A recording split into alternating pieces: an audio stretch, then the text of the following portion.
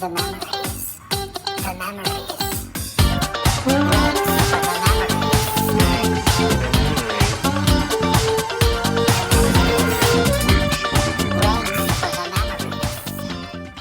the Good morning, listeners. It is Eric, who is very happy to be talking with you today. I brought with me, of course, Dan, and we've got a very special edition for you today. Dan, what are we talking about today? We are talking about the Olympics, and specifically the Summer Olympics, the best Olympics, in my opinion.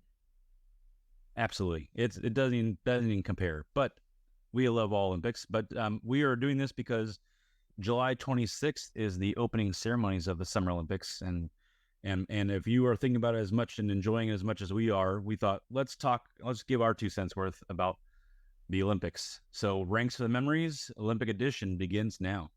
All right, so first we're going to be ranking some iconic moments, and Olympics are drama-filled. The media wants them to be drama-filled, and boy, do they deliver. And so we're going to be ranking some of the iconic moments. Eric, do you want to start? Yes, that sounds wonderful. These are the moments, I guess you said, iconic, drama-filled moments that really just are etched in your memory forever. And we crowdsourced, and there are some really good ones out there. For me, myself, these are the ones that I remember watching on television and have impacted me myself. Not even research wasn't even necessary. These are things that, I've been in my head rent-free ever since they happened in the Olympics. Here we go. The sixth most iconic moment in the Olympics I've ever watched was in 1988. Do you remember Greg Louganis? I do. Louganis he's still alive. Amazing. Is he? I think so. Okay, I don't remember him now, but I definitely remember him in 1988. He was an amazing, a diver, of course, obviously. American favorite. We always want Americans to win. And do you remember when he hit his head on the diving board? Oh my gosh! And it wasn't just a graze. No, it wasn't. It was like a nightmare I have on diving boards. So many stitches. Yeah. But he went right back in and won gold afterwards, which is amazing. I think at the time people didn't think he would even be able to compete. And boy, if they didn't show us that in slow motion about 85 times in a row that day, and then 85,000 times every day since. Yeah. I think it's also interesting though, because not really a big deal at all now, but he soon came out as being HIV positive afterwards, and that was at the time in the 80s an uproar. Right. It's scary. There's blood in the water. It's like, yes, blood in the water. We probably all got it because he bled in the water. But in 1988, Greg Louganis, a very iconic moment where he hit his head, but still came back to win gold. Yeah, that was a great. The fifth best. Oh yeah, I love it. Not for him. The fifth most iconic. No, he probably would have liked the gold without head wound. Yeah, he was like Head Wound Harry from Saturday Night Live. That's right. The fifth most iconic moment in the Olympics to me was in 1992, and it was almost for me iconic and ironic moment. It was Dan versus Dave. Do you remember that? Reebok just inundated us with Dan and Dave commercials. Oh yeah, you couldn't turn around without seeing Dave in a marketing campaign. No, and as who was going to win the decathlon? And as a Dan, I appreciated that. Yes, although Dan, we'll get to it. Dan, I'm sure you're rooting for Dan. It didn't go so well for Dan in this Olympics.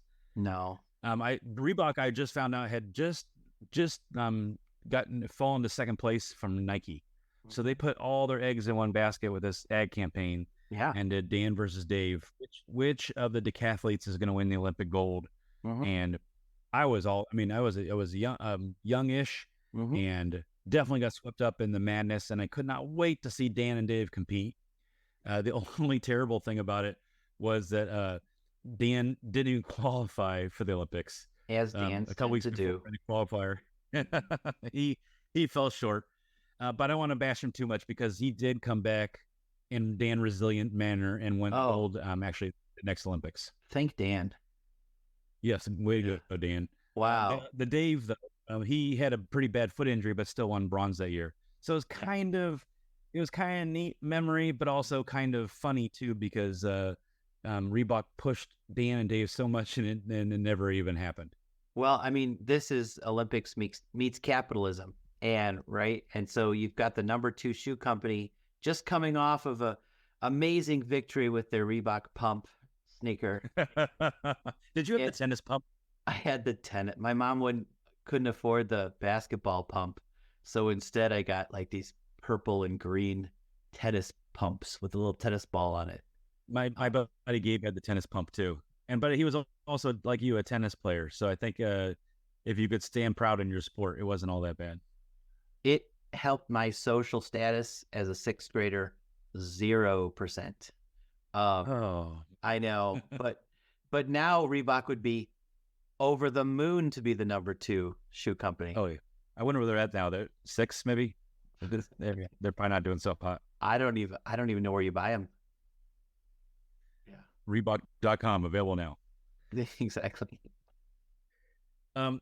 This fourth spot for me was hard because I love this moment too. It still to this day gives me chills. All these years later, in 1992, Derek Redmond was a British sprinter, and I don't know if you remember in 1992, he was running the 400 meters. And a little backstory of Derek Redmond, he was a very fast man, but he was also recovering he had 5 surgeries, including the Olympics before he was a favorite and tore his Achilles like the week before or something like that and had to bow out. Ouch. So he was a fast man who dealt with injuries his whole career. And in the 1992 Olympics in the semifinals, he was running and winning and tore his hamstring. And like all good Olympic sport athletes, was hopping on one foot. Still, it's a 400 meter. The race was done in seconds, but he's hopping on one foot, just trying to cross the finish line just to be able to, for his pride.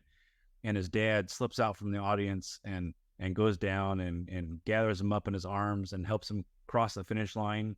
Disqualified. Yeah, and I think Bob Costas couldn't help. He had to trip over himself to remind us, and this will not count. And everyone at home was just like, "Shut up, Bob! Shut up, Bob!" I mean, I don't know if it's the because it was an Olympic athlete, or I think maybe as a son, where you can't help but get swept up in son and father moments. Yeah. Just a chilling, haunting, loving display of a dad. Just going down there and giving his all to his son who was giving his all. Oh, I love that moment in Olympics. It is nice. Love it. I mean, it's heartfelt. I can't joke about it except to say he's disqualified.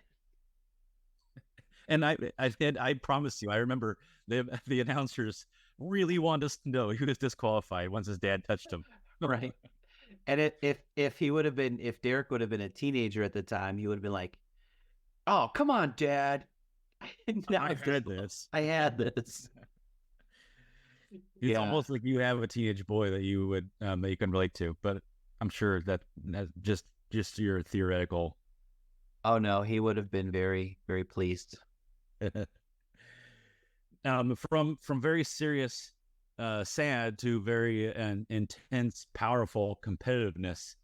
My third most iconic moment in Olympic history was in 2008. Michael Phelps is at the top of his game. We all have Phelps fever, and he's dominating this year as he did every year. At the time, he had 7 gold medals, which tied Mark Spitz for best in Olympic history. He had one event to go, the 4x4 relay, and he of course swam magnificently, but as happens when you rely on other teammates, they slowed down and they were definitely going to lose. And I'm a terrible person because I don't remember the name of the guy who ran the anchor, but just will and determination more than skill, I think. Just swam and was closing. And even more iconic than I think the swimmer closing was seeing the reaction of his teammates, including Michael Phelps on the sideline, as they realized that it was a possibility.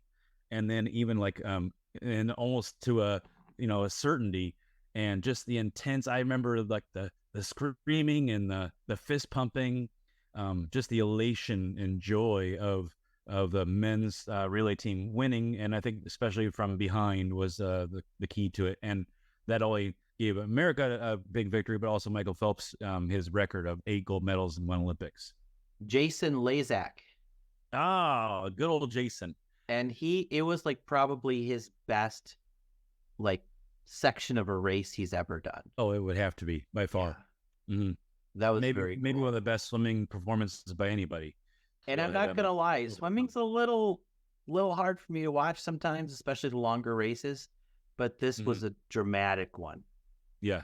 Yes. I'll never always have that picture of Michael Phelps and his teammates celebrating and cheering on the sidelines after that improbable win. It was very cool. Very cool. My second best iconic Olympic moment of all time changed my childhood for the better, obviously, but it was something I never thought would happen, and when it did, it was unbelievable and turned out to be even better than I ever could have imagined.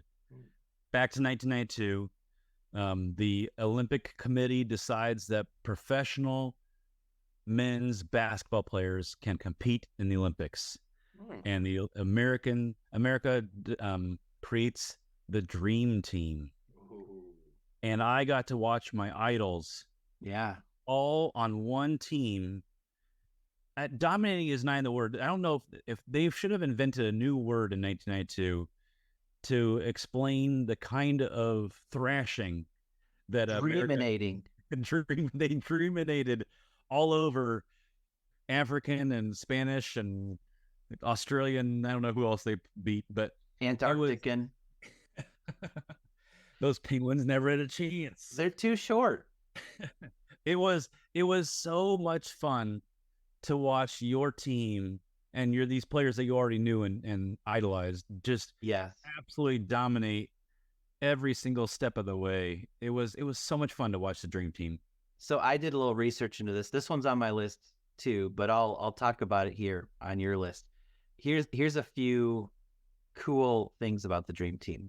That was some you'll like a lot. Number one, Christian Laettner was picked over Shaq. I think we've already covered this. It was the one flaw of the Dream Team. That was the one flaw. Can you imagine if Shaq was on that team? In a way, maybe it would be. It's almost nice that it wasn't, because it was such a nice blend, I feel like, as a team. Yeah. That I think you couldn't help but just be tempted to just let Shaq just score 100, like 100-0. Shaq scored every point. Yeah. So there's a couple of things that happened before they went into the Olympics. They had one scrimmage. They divide the team into two teams, so a blue team and a white team. And the blue team was Kevin Johnson, Barkley, Robinson, Chris Mullin, Christian Laettner. The white team was Jordan, Karl Malone, Patrick Ewing, Scottie Pippen, and Bird. And Drexler and Stockton didn't play because they were injured, but Jordan said that he thought that was the best game that he was ever in, this one scrimmage. How cool would that have been to watch that scrimmage? Yes. Which the blue team or the white team won by only 4 points. But they call it the greatest game nobody ever saw, which I think is cool. The other cool thing was Chuck Daly set up this game against college amateurs before the Olympics, and he stacked it up. So the college amateurs were playing their best players, and the Dream Team was playing rosters that they weren't used to playing with, and like guys like Christian Laettner. And the college amateurs won. And this just put Jordan and the other guys like, oh my gosh, we have to play so much harder than we thought we would. Here's some other cool facts. Every team member was elected to the Hall of Fame. Oh, that's amazing. Except one. Can you Christian Laettner? Christian Laettner. They averaged 117 points a game. Those games were only 40 minutes long. So if they were 48 minutes, it would probably be 140 points.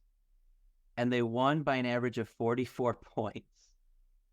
44? Which, if you put that into a 48-minute game, that means they would probably be winning by 53 points a game.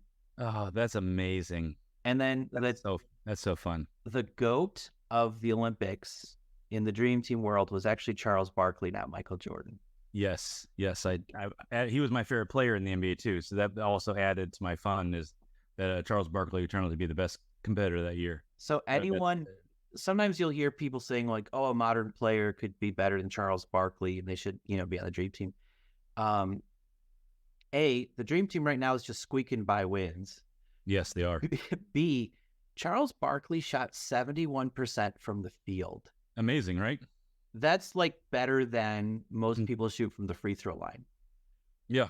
And he was doing that with people guarding him and things like that. So, I mean, talk about a dominant performance.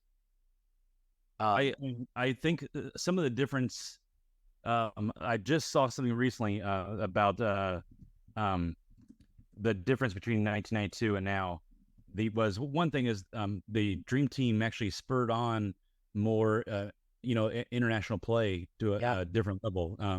So back then, I feel like I forget the numbers I saw.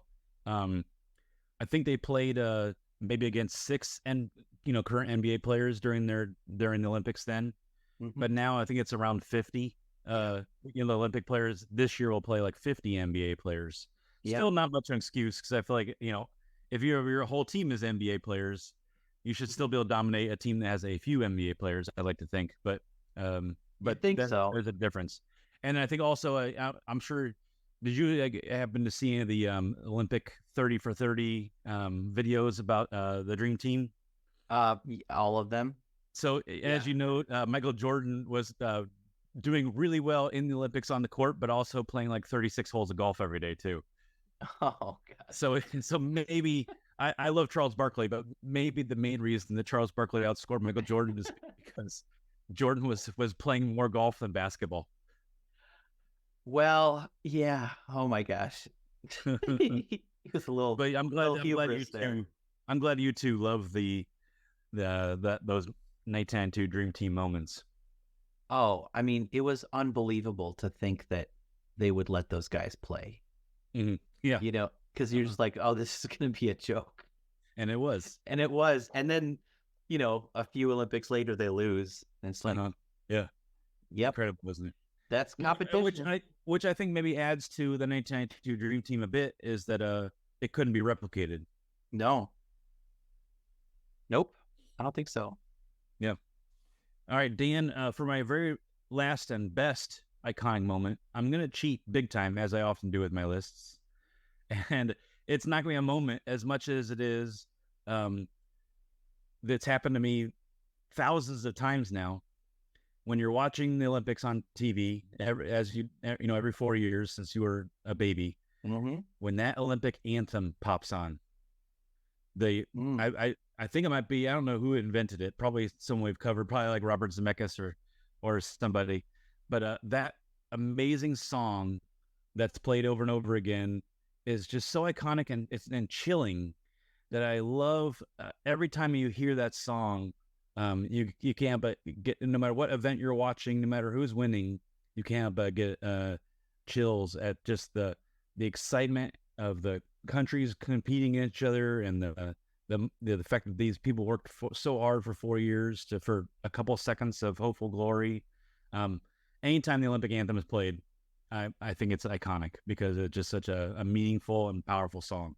Yeah, it just instantly brings you to this sort of moment when you think about not only the unity but the competition which exists in the world, and it's a great song. Mm-hmm. Sure is. Well, okay. I'm exhausted for my 6. Let's hear yours. Okay, so mine, number 6, I'm just calling Beijing 2008, and there's 2 moments there. One you already mentioned, the Michael Phelps gold medal stuff, but then also I'm going to add Usain Bolt with the 100-meter dash world record. Now, running 100 meters in 9.69 seconds, I don't know if you know how hard that is to do. I've tried it a couple times. I'm packing on a few extra pounds. I've only been able to get down to 9.79. Well, thank you for admitting that, because I would be embarrassed to have that score that time. But but you're a brave man. Yeah. But I mean, I would love to see this guy in person. I just can't. I mean, on TV, he looks fast, Mm. but when you see someone like that in person, it just seems unreal. I think what's also amazing for him is that he was so exceptional for I think three or four Olympics in a row. Yeah. And that can, some other sports you can see that, but with sprinting, it really is who's the youngest at the time is going to be the fastest. And for him to be the fastest man in the world for so many years in a row, just made him, the most famous track athlete of all time, I would say, for sure. And the fact that he's considered the fastest man in history. That's a cool sentence. I mean, talk about in grade school. Could you imagine, like, if you were the fastest kid in your grade school, you were the top of the heap. The top Ian of the Livers. social order. Ian Livers was the fastest kid in my head, and I remember that name out of the blue from 1,000 years ago because he was the fastest kid in our school. And this guy literally has the name Bolt in his name. He was destined. I mean, so that's number 6. Number 5, I'm going to put Nadia Comaneci's Perfect 10 in 1976. This is another one, I've only gotten a 9.95. So I appreciate how hard that Perfect 10 is. Yep, you have to go the extra mile for a 10. No, in all honesty, I tried a tumbling class once, and it made me so sick I threw up in the middle of the class when I was in grade school, and I never went back. Was it on the floor? Was it on that cool floor? No, I threw up into a garbage can. Okay, good. As Dan's do, and I don't know how I don't know how people flip around in the air. To see these gymnasts and then somehow land. Like I would think you'd be proud of just flipping in the air and just doing it, but to be able to land afterwards and not be all discombobulated, it just seems impossible. Yeah, the balance, the muscular ability, the power, the precision, and she was only 14 years old.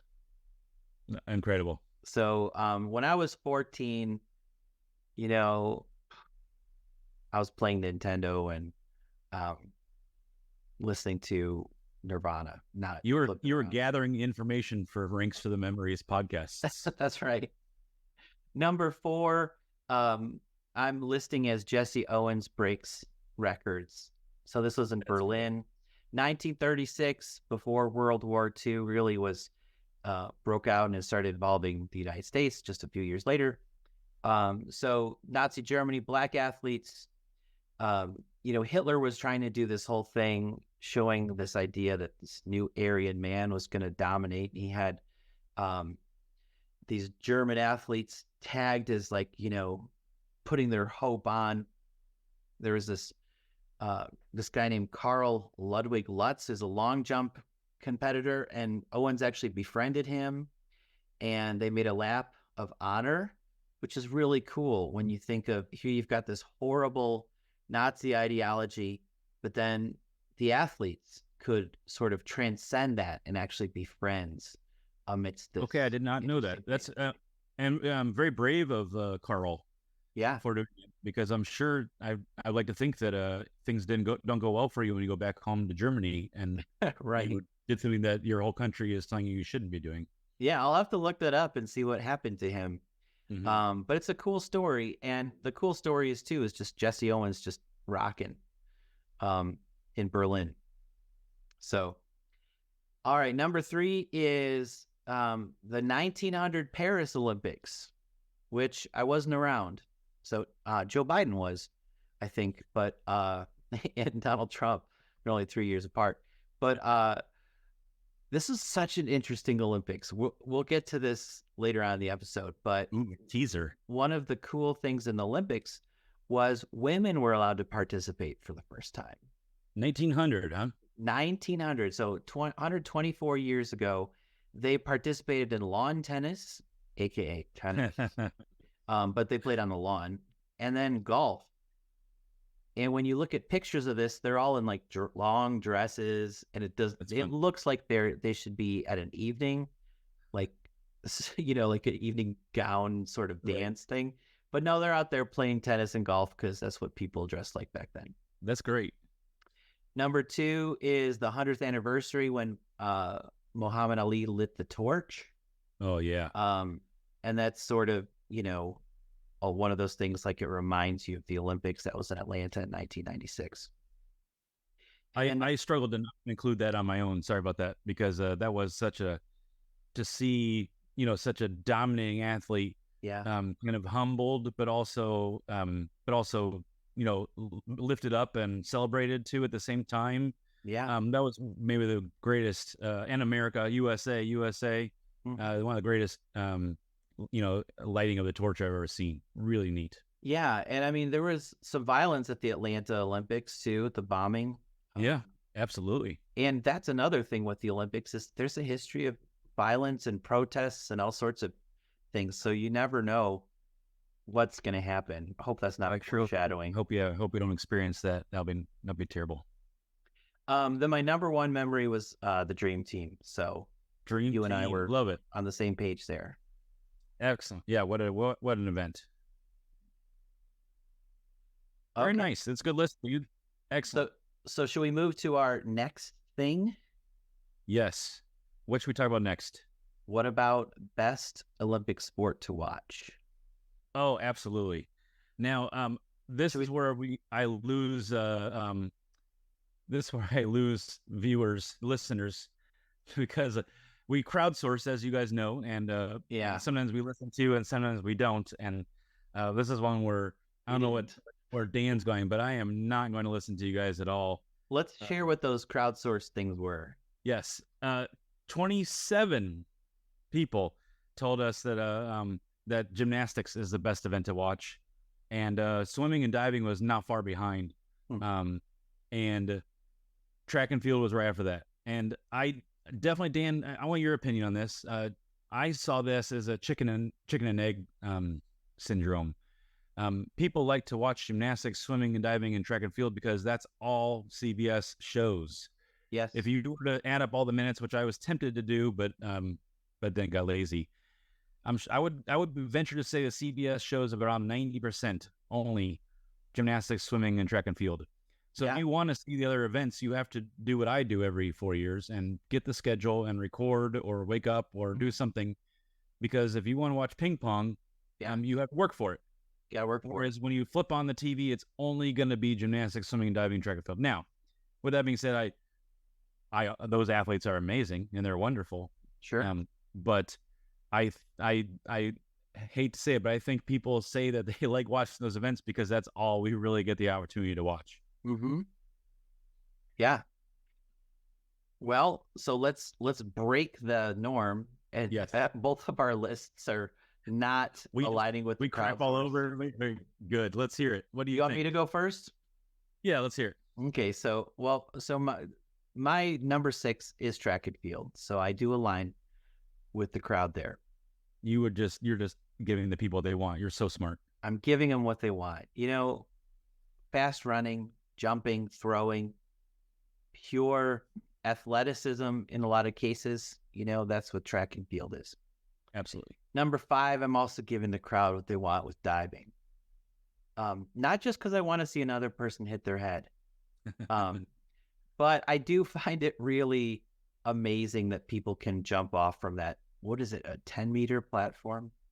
All the heights are incredible, aren't they? The springboards and the different heights that they do, the things that they get their body to do, and then the spinning and diving and twisting is enough, but then to demand that you don't make a splash, it's unrealistically incredible. It's crazy. I mean, how high is a high dive? Is it like 3 meters? I don't know what a meter is, so about 10 feet. Feet. Yes, I know about feet. It's about 10 feet up. And that, when I'm on a high dive, it seems like you're really high up there. And like you're in the air forever. And then no splash. And then, but then to go on one of those platforms, and then they do that thing where they do the handstand. Oh, yes. What jerk thought of that? Like someone did it, and then everyone else is like, "Oh, crap! Now we have to do this." sorry that you're only good at diving. I'm also good at gymnastics. Also, I can also do a handstand. It's a very unreasonable thing to ask. The other scary thing is once you get in the water from that height, you go down really far. They have a special, I notice they have very special diving pools, because of that problem where, because I'm scared every time I ever jump into any pool that I'm gonna, be paralyzed. Yeah, So could happen. I like also my favorite thing about diving is the little shower afterwards. What's that about?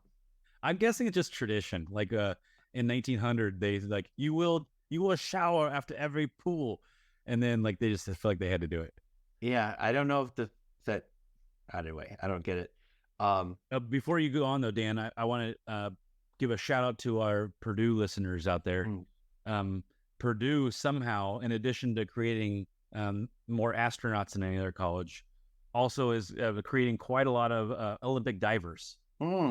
So I don't have the numbers in front of me, but last Olympics, lots of Purdue divers this year, this Olympics as well, Purdue divers in the Olympics. So I fully applaud your choice for number 5. Yeah. As I applaud anything that a Purdue Boilermaker does. Now, the reason it wasn't higher on my list is because no Olympic diver has ever yet attempted the triple Lindy, which Rodney Dangerfield did in Back to School. Yes, it was. I thought that was an ice cream sundae. Yeah.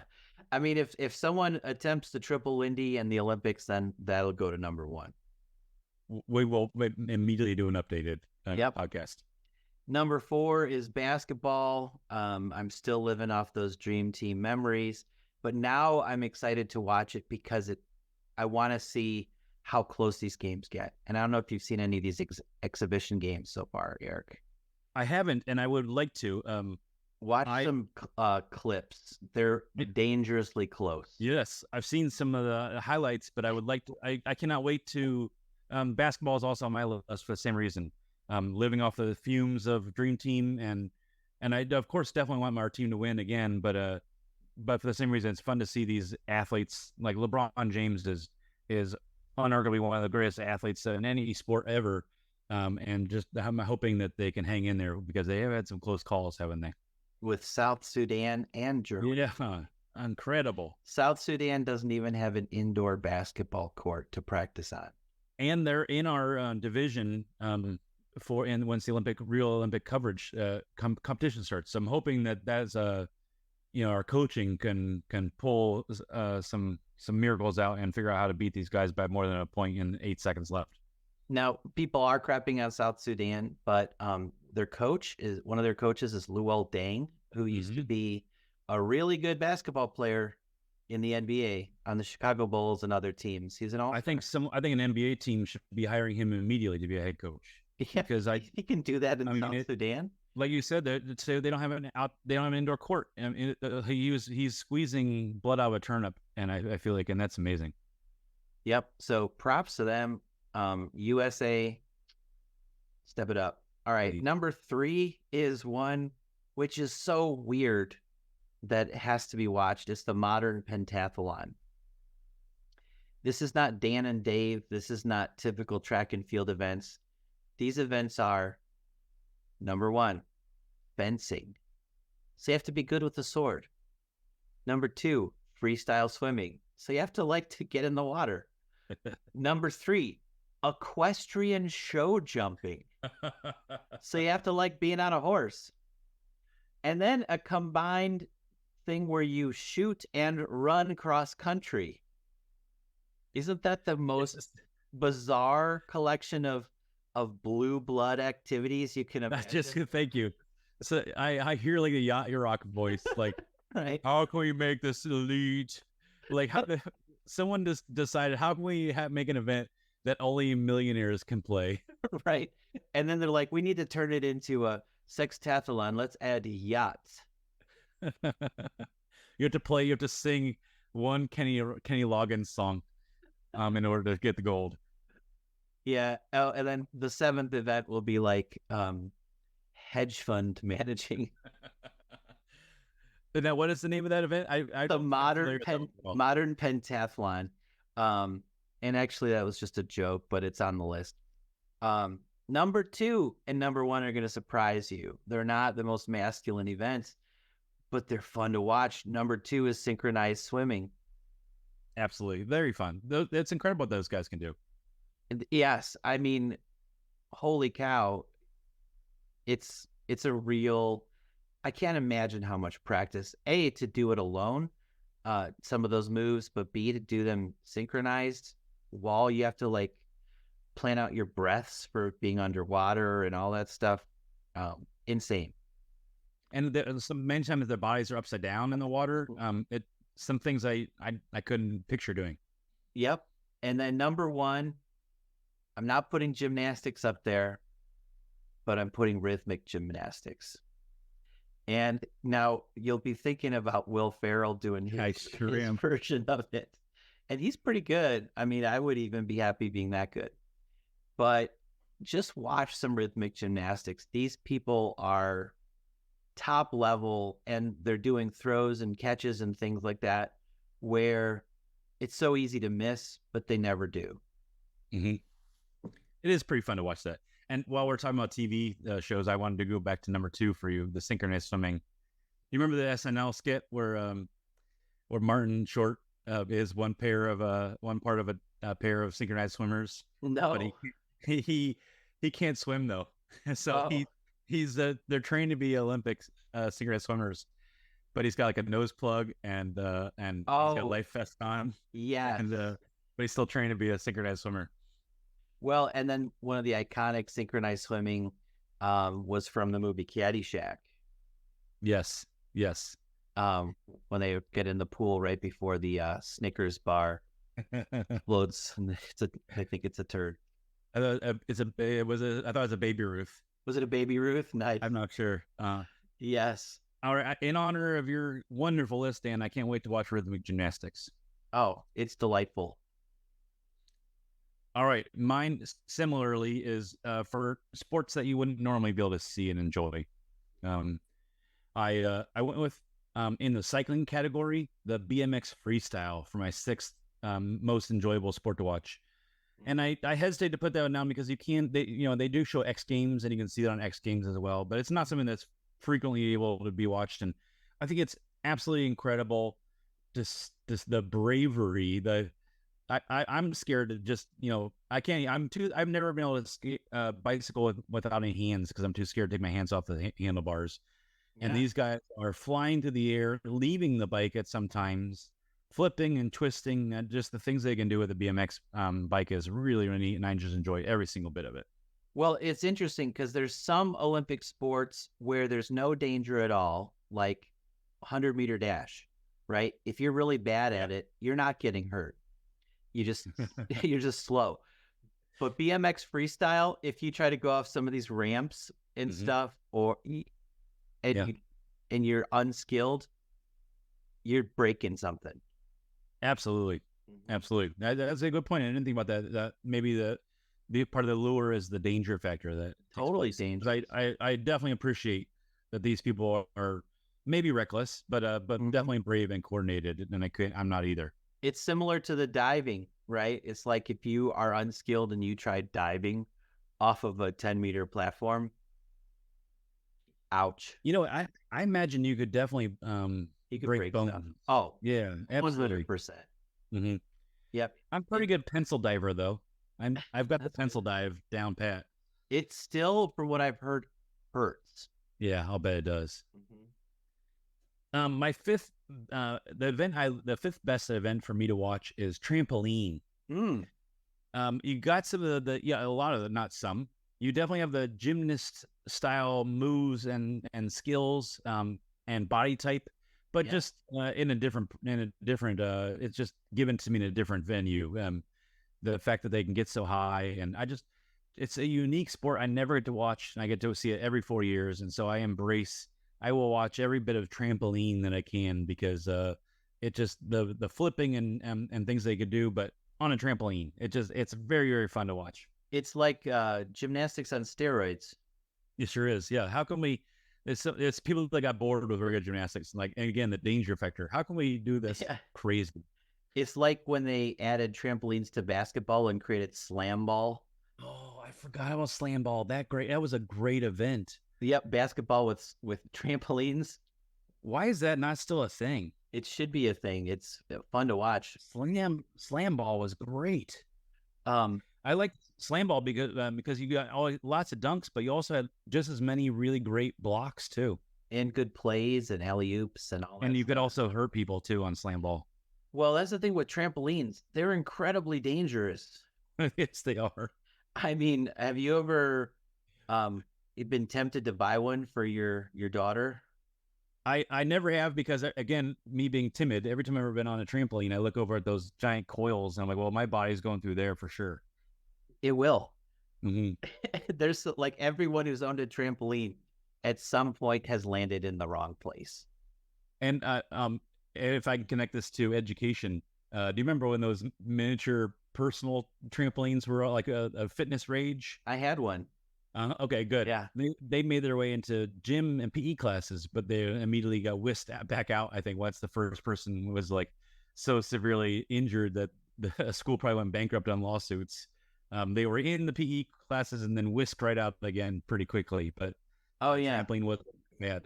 I bought one of those personal trampolines because I thought you could actually jump high on those. Because as a grade schooler, the Jesse White tumbling team from Chicago, Illinois, yes. would come, and they had this cool like little trampoline, and they would jump over like 12 people kneeling down, do like a dive roll. And I remember thinking, oh, if only I had one of those trampolines, I would be unstoppable. And then I bought the personal trampoline, and it's basically for like jogging. Like you can maybe jump an extra inch. Please tell me you tried to jump over Cam and like he totally took a knee to the head. It probably happened. No, but we did set up fake hurdles in our backyard, little benches, and we would hurdle around. But the problem was we forgot to pick up the dog poo. And so one of my favorite memories was Cam jumping over a hurdle and landing in dog poo, and it slid, and it slid all the way up his leg as he fell down. That's great. Yeah. You could have picked up the poo and then done the hurdles and then been a modern biathlon. Modern biathlon with extra yachts and equestrian jumping. Okay.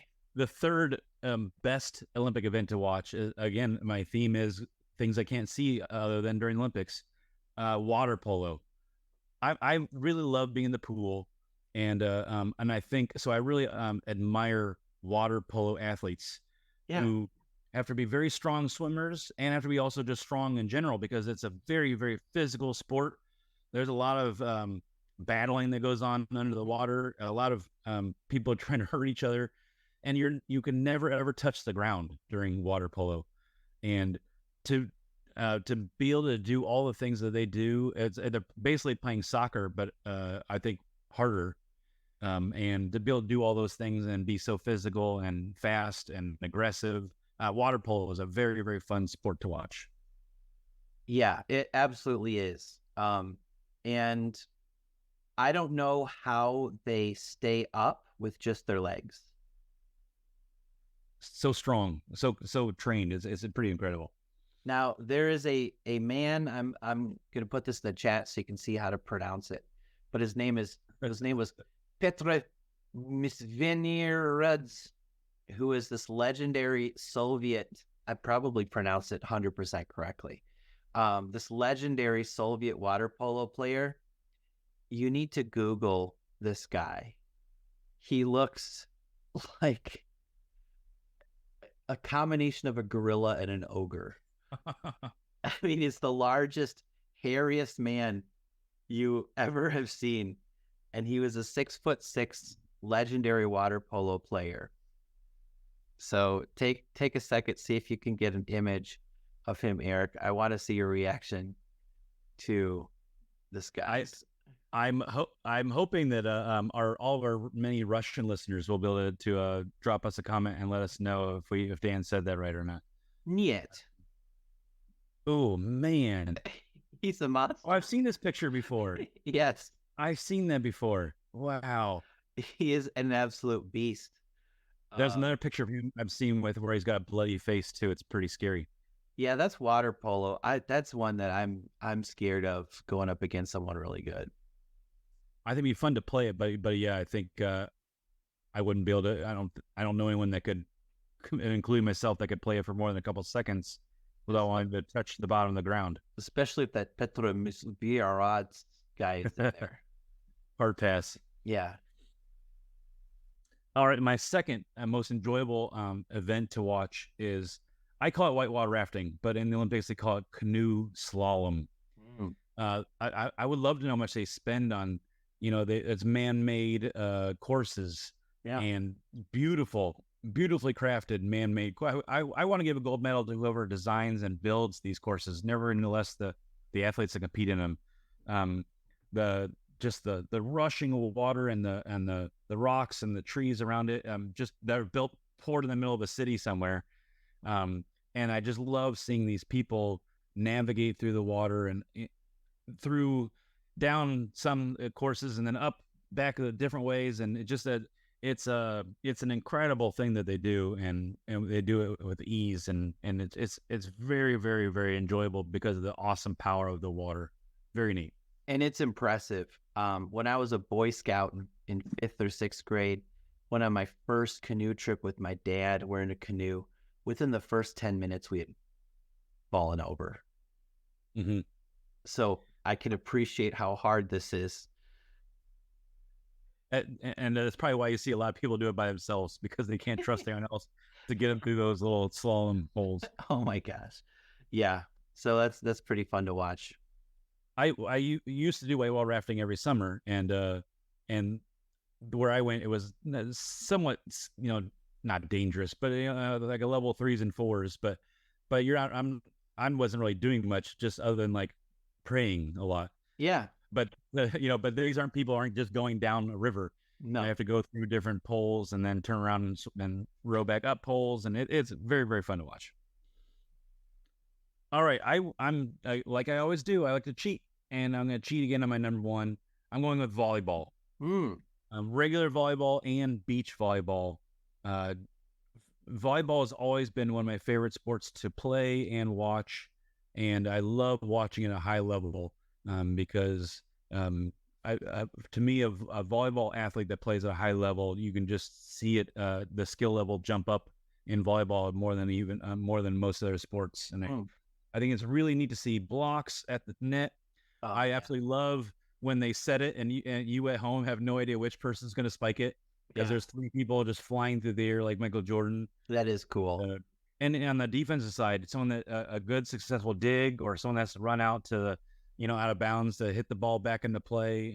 Volleyball to me is an incredible sport to watch, and then we get 2 very different, unique styles in the Olympics that are fun to watch. I really enjoy watching volleyball at the Olympics. So, have you heard of Chase Budinger? I have not, but I think like that seems like a good guy we could make fun of his name for a while. Is that why you bring him up? So here's something really cool if you like volleyball to watch for the summer. Please. So he was a former NBA player. So Chase played in the NBA. Okay, interesting. And then in 2018 switched to beach volleyball. And he's going to be playing in the Olympics this summer. Oh, how cool. Good. Yeah. Thank you.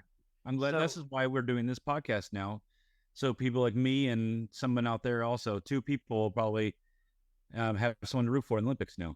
So when he was in high school, he was great at volleyball and basketball, but took a D1 scholarship for basketball. He's obviously tall. And was so good, he made the NBA, played for several years. A good player, not like an all-star or anything like that, but really good player. And then retired, and now he's like a professional volleyball player. Very, very cool. I'm glad you mentioned cool story. Looking forward to cheering him on. And you know what? I couldn't name a single volleyball player in the history of Olympics, but there have been several iconic beach volleyball players that we've all kind of cheered on. Almost like skateboarders. Oh yeah, that play volleyball. They're just like just characters, some personality people who mohawks and their little tiny outfits they wear, and just they're like rock stars out there on the beach too. It's very fun. Yep. Dan, before we move on, I did want to talk about the Olympics are great because they try new things, and I'm really looking forward to flag football being tried in the Olympics.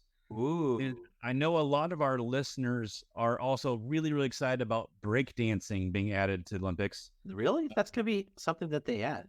But I saw a nice little story on an American breaker. You and I want to call it breakdancing because we're very old and very white, but our competitors will be breaking. They don't actually Oh. break dance; they're breaking. Sounds hipper, to be honest. Yeah, it definitely does.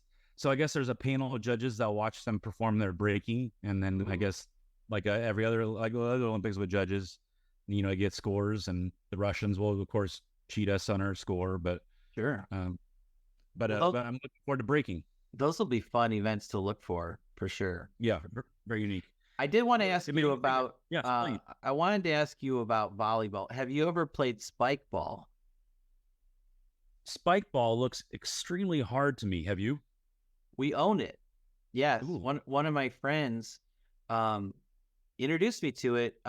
Several years over. Oh, geez, almost a decade ago, 8 years ago, and we played it. It was so much fun. You can literally play it anywhere. You can put it in a parking lot. You can put it on your lawn. You don't have to be tall. And we played, for a summer. We bought it. The kids like it. Now, if you look online and watch the professionals, it's amazing. I've seen some on the Ocho. ESPN does the Ocho. Sometimes they show unique sports, and I've seen some of that on there. It looks very challenging. But you've had some success with it. It's challenging if you're playing against those guys Okay, gotcha. and women. But if you're playing against normies, it's similar to playing against normal people in volleyball where they're not 6'8" and spiking it in your face, sort of thing. I don't like to hear that you lose. That people who are tall lose out because that's really the only advantage I've ever had when I play volleyball. So if I lose that, I've got If nothing. you have long arms, that's an advantage. All right. Yeah. It seems like fun, but I love lawn games, but I'm pretty strict on any long game I enjoy. I have to be able to still hold a can or beer in my hand. You And can't. that I could still play spike ball and hold a can or bottle. Oh, yeah. You could play it one-handed Okay, I might have to Yeah. look into that then. because it's a smaller ball. Okay, Uh-huh. But it's the same rules as volleyball, basically. It's 3 taps with your team before you hit it into the net. very nice. I like it. Yeah.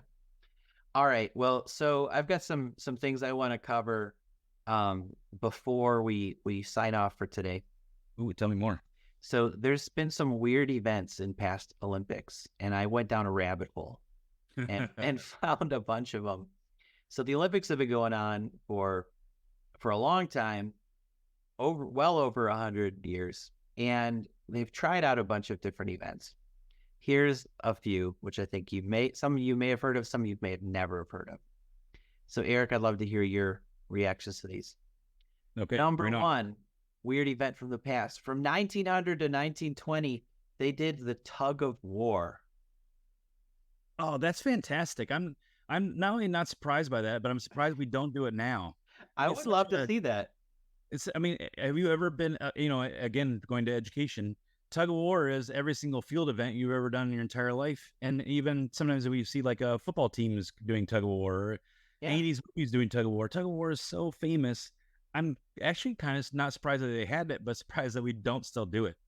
So they got rid of it in 1920. Of course, we know what was going on then. The war had just ended. The college I went to does a giant tug of war, and it's insane. Like they dig trenches, and the thing lasts like 3 hours. They call it the pull. It's been a tradition since the guys came back after World War I, and they were like, "We like trenches. Let's build them in tug of war." They do it across a river. I wish they still did the tug of war in the Olympics. I would love to see it in the Olympics because I like to see the different body shapes. As a strategy. Yeah, in my head, I would, there'll be like, almost like one of those giant, uncomfortable looking weightlifters that, is like almost round. Yeah. But then there'd also be like, I would think a lot of like CrossFit guys too and things like that. I would imagine you'd see almost every different kind of body type You're just strategically put in different places on the rope. I feel like Japan would win because they just put their sumo wrestlers out there. Japan. Yeah, maybe. So that was one. Plunge for distance in 1904. This was an event where, like, you know how you dive into a pool when you start swimming and then you swim? Okay. But for the first like 20 minutes, they're underwater, but they like kick and stuff. Yeah. This is they dive into the pool, but they can't move. And they just see who goes the furthest after 60 seconds. That's weird. Isn't that weird? Wow. When did they do that? 1904. So, and 20 years later, we haven't brought it back. How strange. Well, and because as it turns out, there's not a lot of skill involved because the heavier you are, the further you'll go. Oh, physics. So someone's like, physics. Here's a weird one. In a recent past, from 1984 to 1992, solo synchronized swimming. Say that again, please. Just one jerk in the pool dancing around. Is solo synchronized swimming. Could we look up the definition of synchronized on exactly? I'm gonna look up. Exactly. Give me 1 second to the yeah. The definition of synchronized. To a cause to occur or operate at the same time or rate. So yeah. By definition, when you have to have more than one thing that's happening at the same time. This is why the 80s were so good. So yeah, they got rid of that. Like you just swam to Wham songs and that counted as synchronized swimming. I'm sure there's a video of someone swimming to a Wham song. Oh, the Olympics. So that one was obviously a tank. Wow. And then they also had art competitions from 1912 to 1948. They expanded the Olympics away, not just physical things, but sort of the whole human experience. So there were competitions for architecture, town planning, literature, music competitions, painting competitions, sculpture competitions. They were all judged. They got rid of it in 1948. If I'm alive in the 40s, I'm going to the committee and saying, "Hear me out. Let's see who can eat the most double stuffed Oreos. Yeah.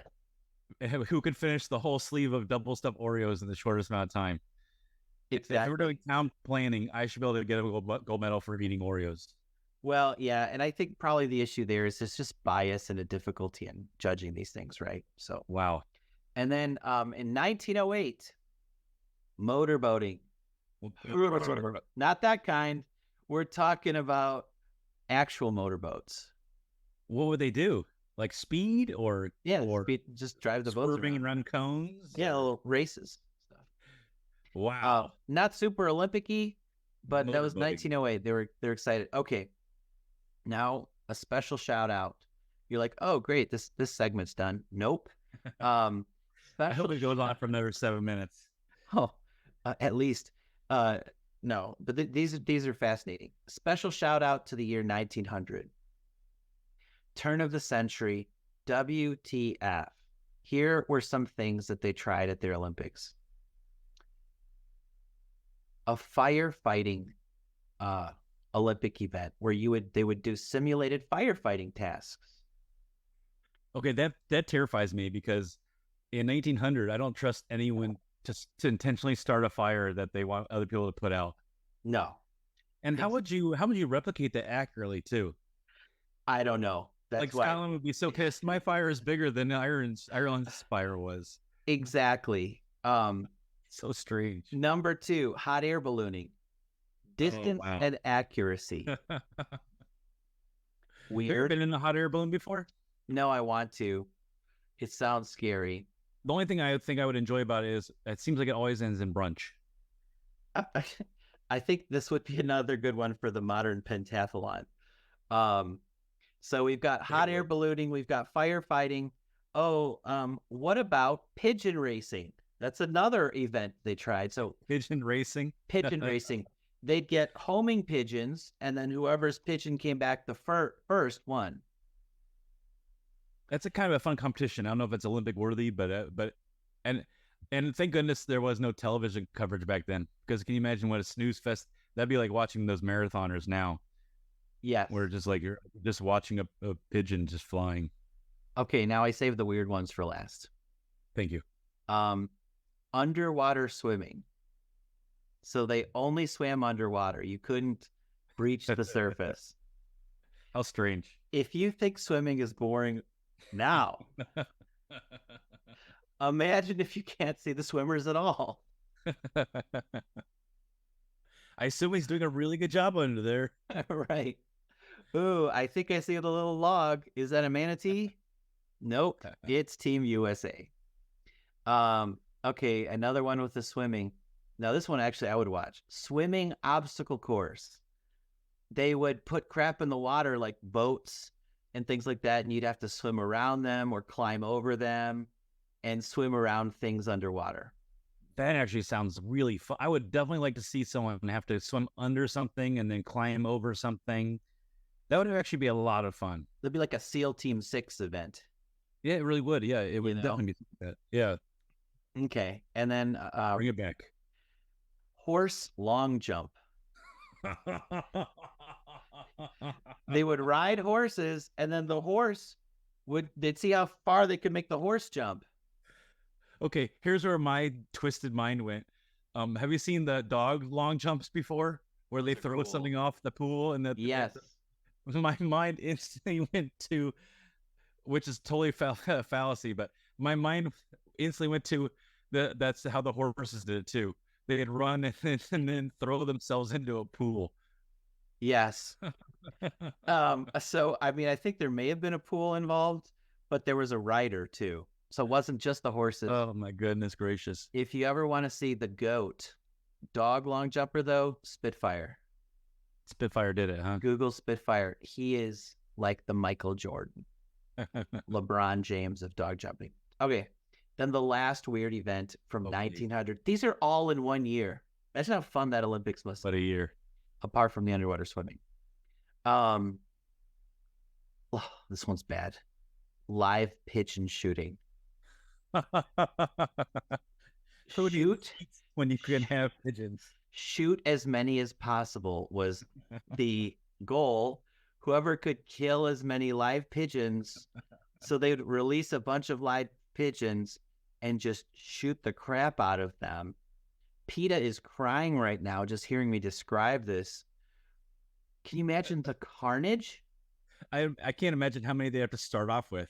Oh, hundreds. You could just assume that everyone's going to do a good job, so you need to have just crates upon crates of live pigeons. And then who's cleaning that up afterwards? Who is cleaning that up afterwards? Right? Can you imagine if they tried this in 2024 with our AR-15s? The whole town would be red with blood. It would be like an Old Testament story.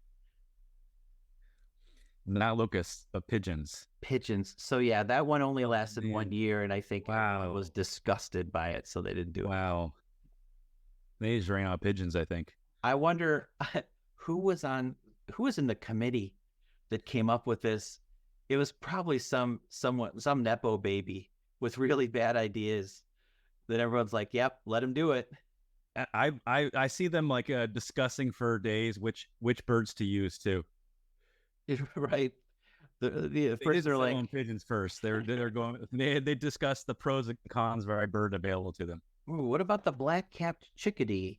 They're like, nah, they're too small, and Maine's gonna be mad. It's their state bird. One guy's like, cats, and they're like, no, man, stick with birds. We can't do cats. Everyone will be shooting the ground. Yeah, live pigeon shooting. So, anyways, think about they had to have so many pigeons because they also did that pigeon racing event that same year. I hope they went with pigeon racing first, and then if you didn't place, then they immediately transferred you to the live pigeon shooting crates. I think they had to, because after the live pigeon shooting, none of the pigeons would go anywhere near a person. Another question also, you know how once a horse is a successful horse racer, it's usually like studded out and it gets tons of money to be bred to make future great horse races. Yeah. You think they did that with pigeons too? Would the gold medal pigeon bird in 1900 be like studded out to create future generations of homing pigeons? I don't know the answer, but I'm guessing yes. I would like you to research this and give us maybe about 5 minutes on pigeon breeding for our next podcast, please. It'd be my pleasure. Thank you. And everyone's like, please don't. Unsubscribe. Exactly. Well, I that's it for me. That's all the weird events I got. I love it. Dan, I think we gave them enough to wet their whistle for the Olympics, and I bet Team USA is going to give us some great moments. If you're listening now, thank you, and please check with us soon, because we're hoping to. Our plan is to give you a second Olympic special edition with more Olympic coverage about halfway through the Olympics.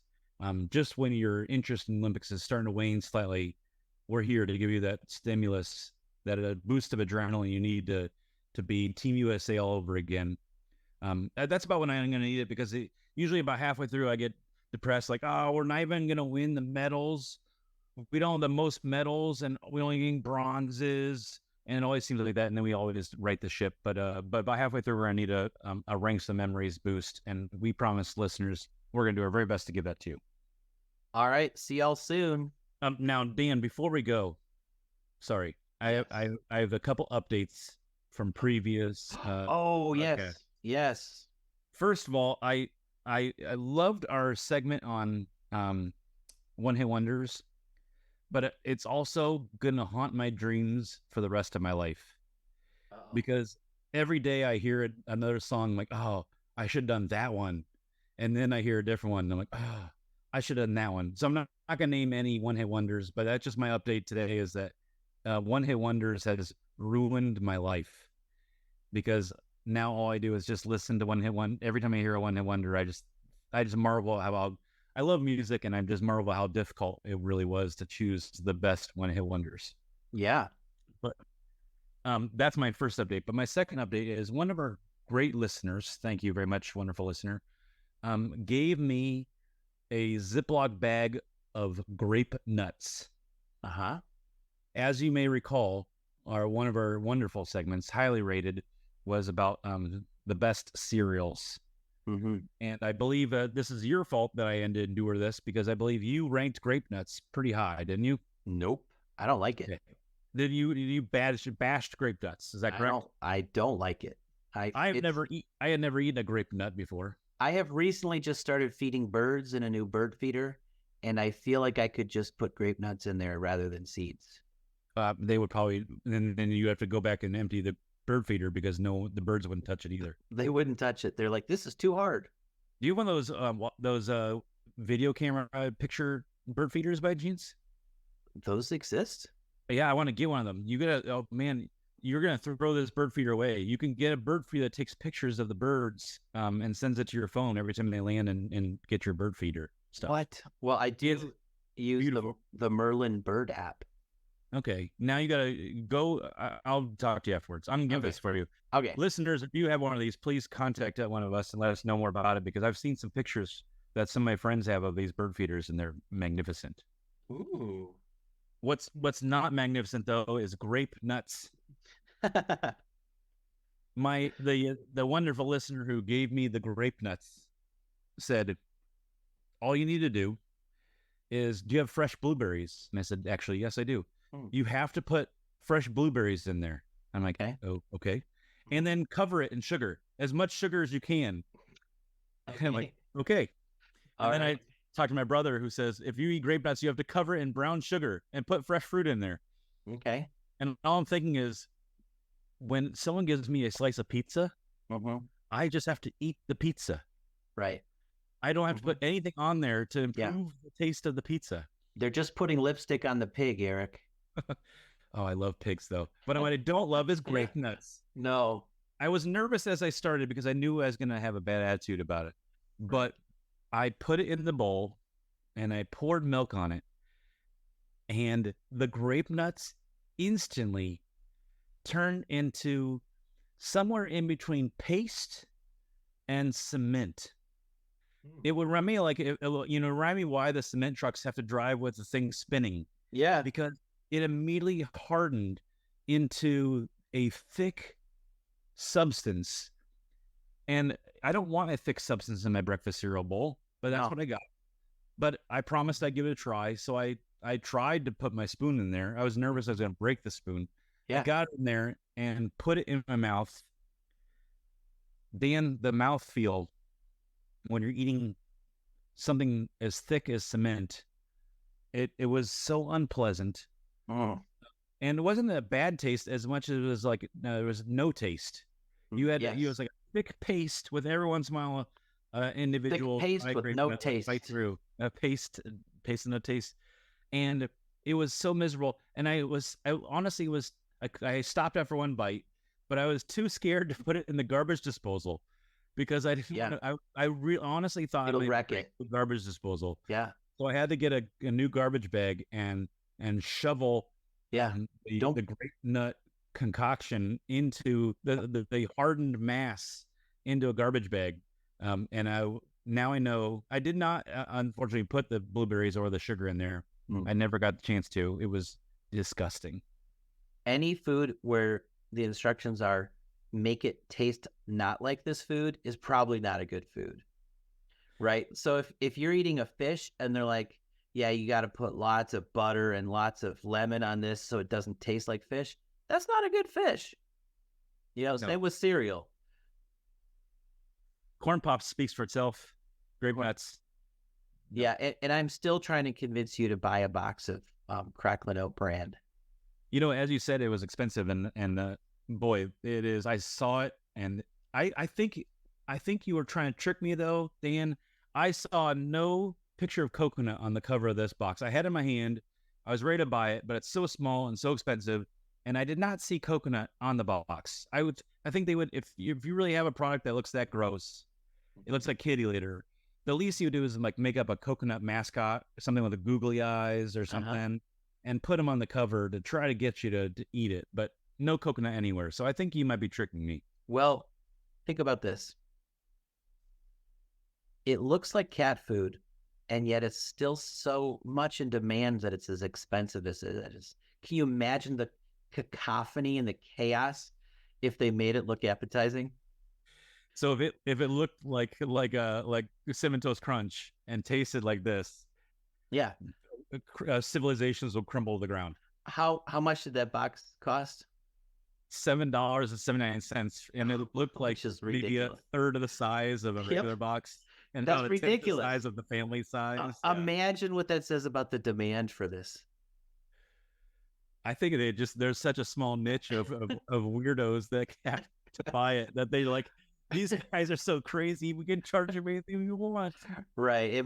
So you're saying this is like there's like a foxtail or something in the costume shop, and you're like, well, all the furries are going to want this. That's what's driving the price up. So you're saying, are you I saying think of furries right the there. Cracklin' Oat brand eaters are basically furries?